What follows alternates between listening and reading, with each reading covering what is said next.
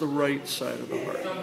So you can follow blood flow from the vena cava into the atrium, from the atrium down through the valve into the ventricle, from the ventricle up across the front of the heart and out the trunk and the pulmonary semilunar valve, then preventing that blood from coming back from the trunk. That's the right side of the heart. Left side of the heart. Pulmonary veins. Blood enters the left atrium here, which is under this left auricle. If we open the left-hand side, you can see how much bigger this is. Right away you see the flaps here of the mitral valve. You see its chordae tendineae and its papillary muscles here on both sides. Great big valve. And like on the right-hand side, if you're above the valve, all of the chamber up here, the space above the valve is the left atrium, and all the space down here below the valve is the left ventricle.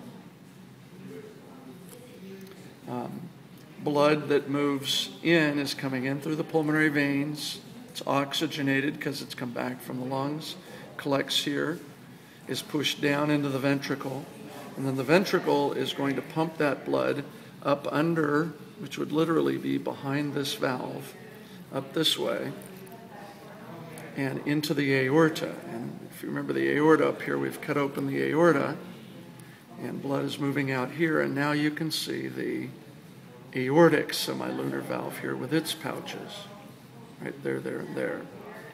And so we've got the atrioventricular valve here, the mitral valve, and the aortic valve.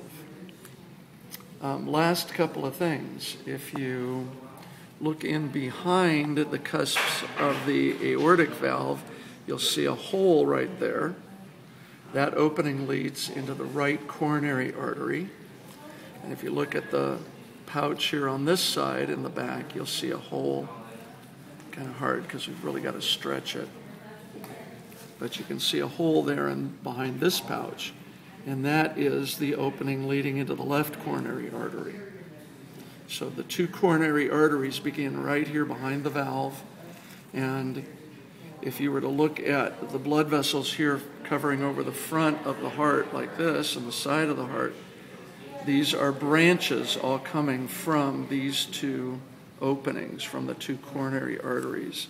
The pouch on this side, you'll notice, has no hole in it. There's nothing there. So just these two pouches. That circulates blood out through the heart.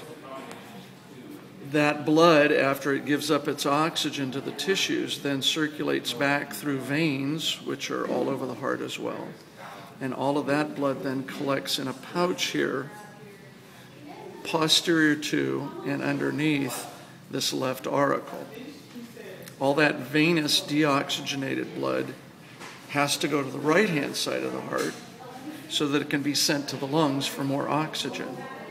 And so we find when we open the right-hand side again, if we look under the opening here where the inferior vena cava comes in, we find a hole here that leads into the pouch.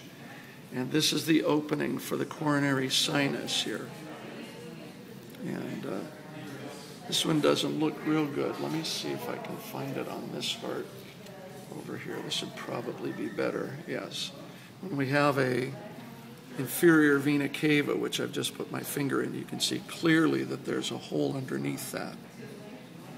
And so not only is venous blood returning through the inferior and superior vena cava, but venous blood is coming from that opening to the coronary sinus. And the coronary sinus is then right here. I've partly stuck my finger into that pouch.